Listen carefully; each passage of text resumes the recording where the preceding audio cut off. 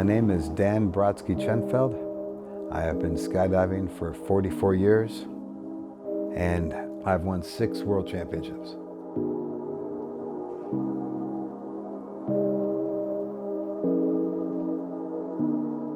My name is Craig O'Brien. I've been a professional stuntman for 24 years now. My highest achievement in sports is 3-time world champion photographer, filming my wife as a sky surfer. I won 2 Taurus Stunt Awards for my work on the feature film Iron Man 3, and I won a Com Arts Award for my still photography.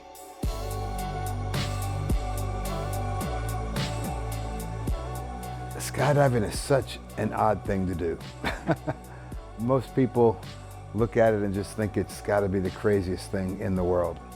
But for those of us who enjoy it, it's really the pursuit of a childhood dream. And there's nothing like it. It's an amazing sense of freedom, jumping with my friends, competing, doing big formations. It's all just an incredible, incredible experience. And it's not necessarily something for everybody, but it's definitely something for us.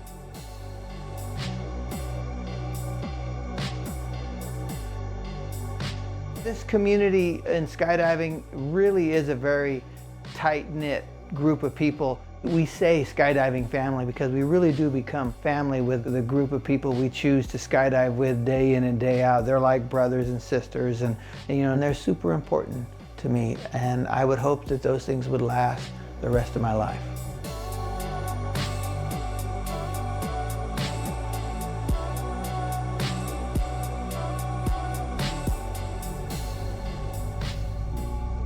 Skydiving is a dangerous sport, and things do happen, and unfortunately people lose their lives once in a while.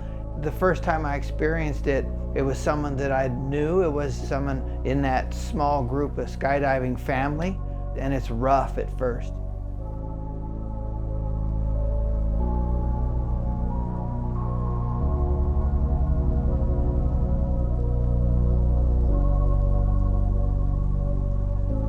I was involved in a plane crash several years ago. In that situation itself, I was critically injured and I was in a coma for 6 weeks, and just woke up without any recollection of what had happened, to find out that 16 of the 22 people on the plane were killed, including several good friends, but one who was one of my closest friends, like a little brother. And any of the injuries or fatalities of friends obviously hit you very, very hard. And to find it out when it was already history is pretty shocking.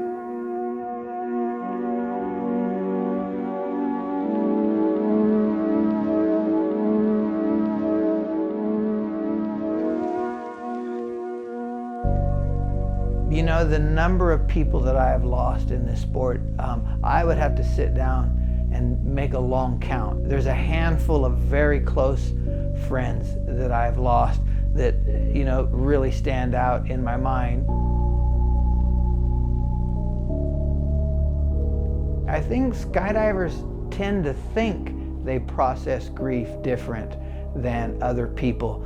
Yes, we're exposed to it more, but when it's that close relationship to you, you feel it deep down, just like you would if you had never experienced a death before.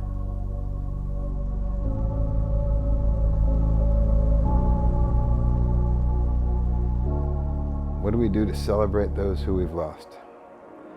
Well, we try to celebrate having them. You never want to look back after losing somebody and think about, I wish we had done this, I wish we had done that. Make the most out of every day. Make sure that they know how much they mean to you, how much you care about them. Never miss out on the opportunity to give your friends a hug and a kiss.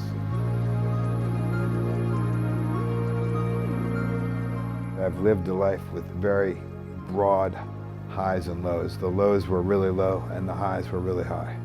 And would I rather have a simpler life where it was not so extreme on either side?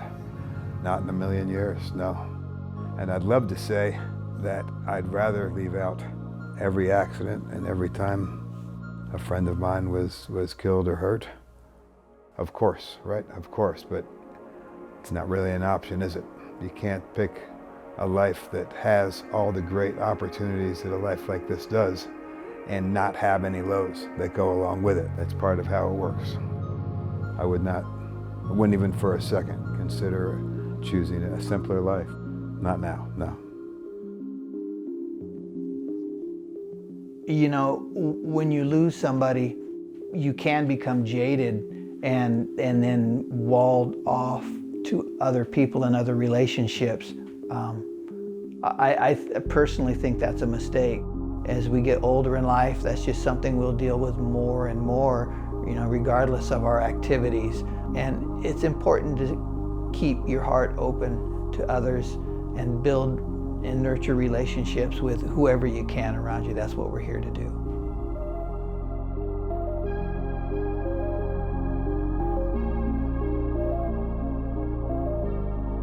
I do not regret how deeply I love the people I lost at all.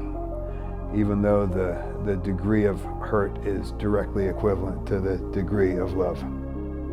It couldn't hurt any more than it does, but that's what love is, right? If you're gonna choose to not have that degree of loss, then you choose to not have that degree of love, and who wants to go through life like that? So, nope, love all you can and